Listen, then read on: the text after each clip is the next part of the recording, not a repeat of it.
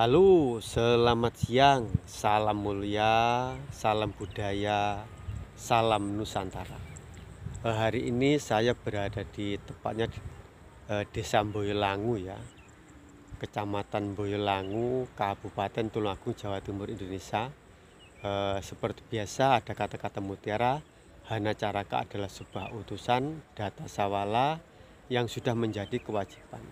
Pada jayanya yang sama-sama diberi keistimewaan mangga batanga untuk mencekap sesuatu di tempat ini. Yuk ikuti perjalanan sejarah dan budaya saya yang ada di Kabupaten Tulungagung, Jawa Timur yang bulan ini mengadakan hari ulang tahunnya. Oke, yuk kita ikuti perjalanan hari ini. Selamat siang teman-teman dan sedulur semua. Tulungagung dari masa ke masa adalah suatu wilayah yang sangat mandiri. Tersebutlah dahulu sebuah kerajaan yang bernama Lodoyong, yang wilayahnya menurut pencerita-pencerita terdahulu itu mulai dari hutan Lodoyo Blitar sana yang sebelah timur sana hingga ke lereng Kahyangan Wilis yang berada di sana, di Gunung Wilis sana ya. Kerajaan Lodoyong mempunyai seorang raja yang sangat adil dan bijaksana. Beliau bernama Dyah Tulodhong. Kerajaan Lodoyong dahulu itu adalah terkenal dengan penghasil komoditi beras hitam yang terkenal hingga ke mancanegara, hingga pedagang-pedagang dari Tiongkok dan mancanegara lainnya itu banyak yang mencari beras hitam sampai ke sini melalui pelabuhan Ujung Galuh, terus Canggu, terus naik kapal kecil melewati Sungai Bratas hingga ke Kerajaan Lodoyong sekarang Tulungagung. Seperti itu lur ya. Kemudian ketika zaman kerajaan Erlangga ya, Kahuripan yang dipimpin oleh Raja Erlangga, karena apa? Karena Medang telah hancur yang diserang oleh kerajaan Loram Worawari ya, hingga Prabu Darmawasa Teguh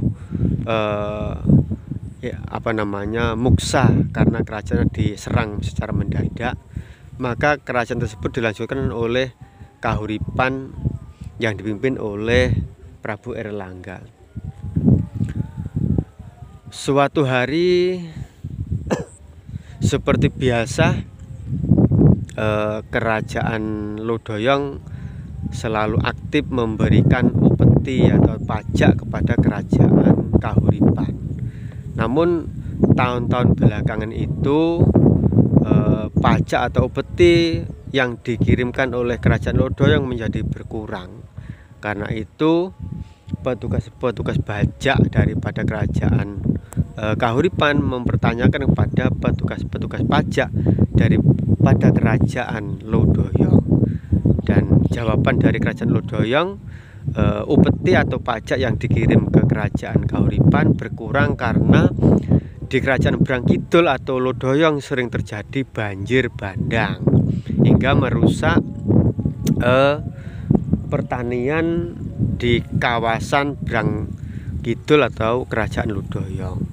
Maka kerajaan Lodoyong meminta supaya kerajaan Kahuripan membantu untuk memberikan bantuan berupa bantuan bendungan di kerajaan Lodoyong dan memberikan alur sungai ya. Mungkin kira-kira seperti ini ya. Raja Erlangga tidak begitu saja mengabulkan permintaan daripada kerajaan Lodoyong karena ada trauma ya. Takut-takut nanti kalau kerajaan Lodoyong menjadi besar dan dapat menyerang kembali kerajaan Kahuripan. Karena apa? Di masa lalu kerajaan Ludoyong ini pernah menaklukkan kerajaan Kahuripan yang dipimpin oleh Erlangga ya. Jadi Ratu Branggidul ini suatu ketika pernah menaklukkan Prabu Erlangga hingga lari mengungsikan diri ke Pataan Lamongan sana. Nah, hingga ada cerita terus kemudian dapat kembali menaklukkan kerajaan Ludoyong, seperti itu loh ya singkat ceritanya. Namun ketika dipikir-pikir oleh Prabu Erlangga dan staf bawahannya Prabu Erlangga, maka dengan pertimbangan yang bijaksana Prabu Erlangga mengabulkan untuk memberikan bantuan membikinkan suatu bendungan di kawasan kerajaan Branggidul yang bernama Ludoyong. Maka dibangunlah bendungan Ringin Sapta ya, yang wilayah tersebut sekarang bernama Ringin Pitu di Kabupaten Tulungagung. Maka berangkatlah pasukan dari kerajaan Kahuripan menuju ke kerajaan Branggidul atau kerajaan Ludoyong, guna membuat bendungan yang kemudian bendungan tersebut diberi nama Bendungan Waringin Sapta, seperti itu loh ya menurut pencerita terdahulu. Dan pasukan daripada kerajaan Kahuripan itu membuat tenda di suatu tempat yang agak tinggi, seperti itu loh ya. Kemudian tempat tersebut diberi nama Pulau Tondo, atau suatu pulau yang tempat untuk tenda daripada prajurit Kahuripan.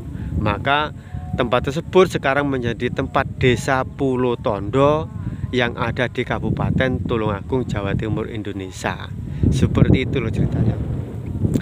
Setelah keberhasilan pasukan Kahuripan membikinkan bendungan dan sodetan sungai ya untuk mengairi dan mengatasi banjir bandang di di kerajaan Ludoyong yang sekarang Kabupaten Tulungagung maka setelah itu komoditi beras hitam yang ditanam oleh petani-petani di kerajaan Ludoyong menjadi lancar lagi, dan ekspor daripada padi hitam yang sampai ke negara Tiongkok dan negara mancanegara lainnya dapat terpenuhi. Dan kemudian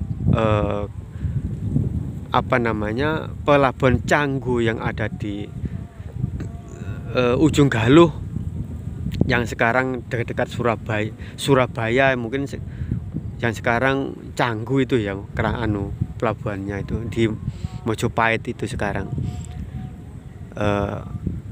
Maka ekonomi daripada kerajaan Kahuripan menjadi lancar dan kerajaan Ludoyong ikut makmur, seperti itu loh ya.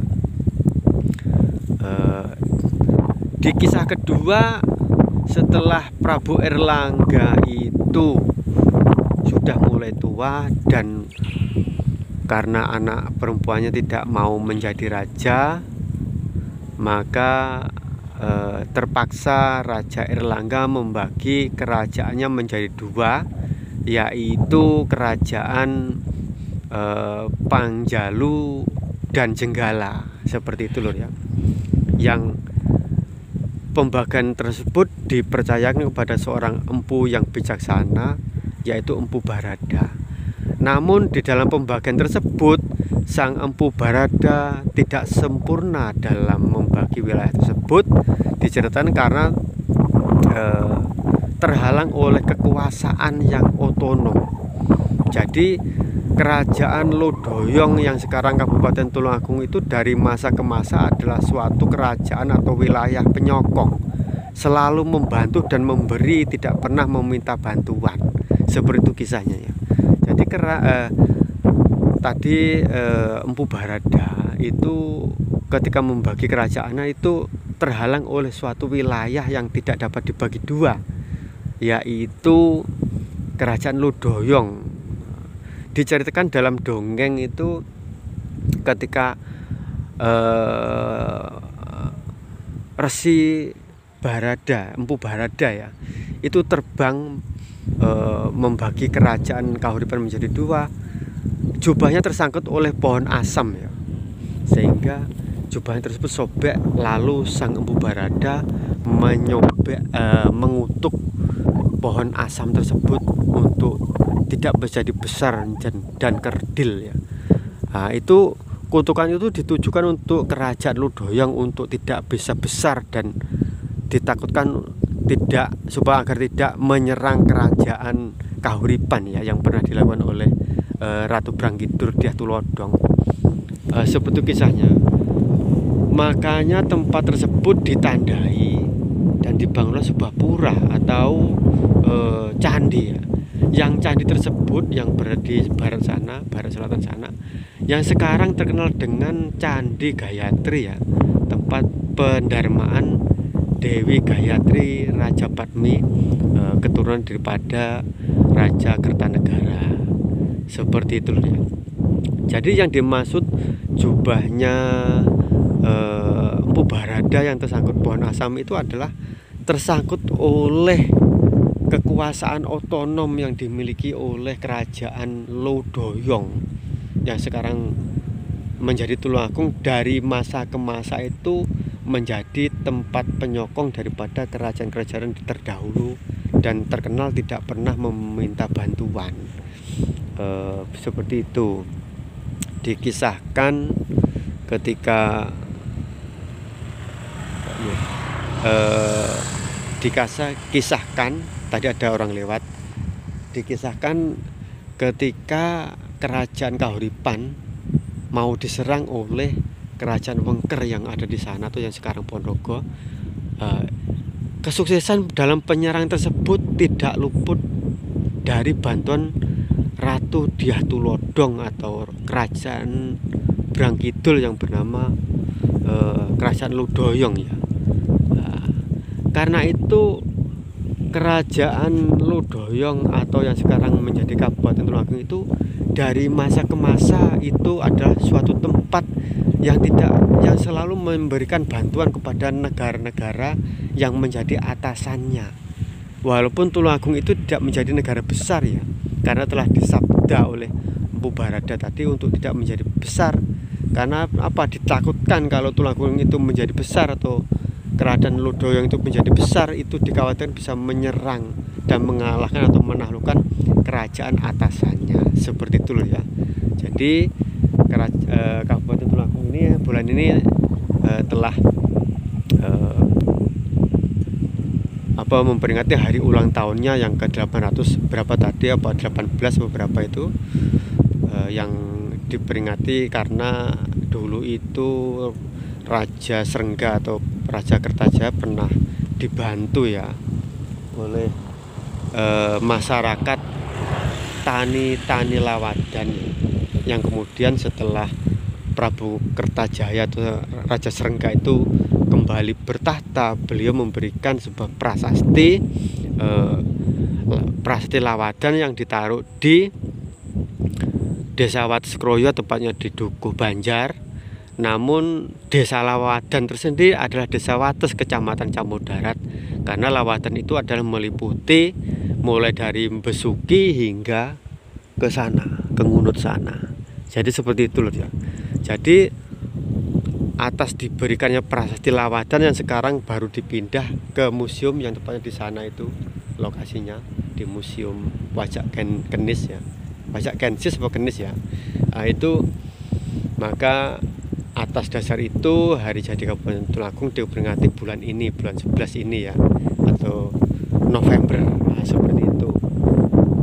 Nah, jadi yang saya maksud dari masa ke masa Kabupaten Tulungagung yang dulu pernah berjaya di Kerajaan Ludoyong itu adalah suatu wilayah yang mempunyai otonom, memerintah kerajaan sendiri, dan selalu memberi bantuan kepada kerajaan atau negara atasannya. Seperti itu maksudnya.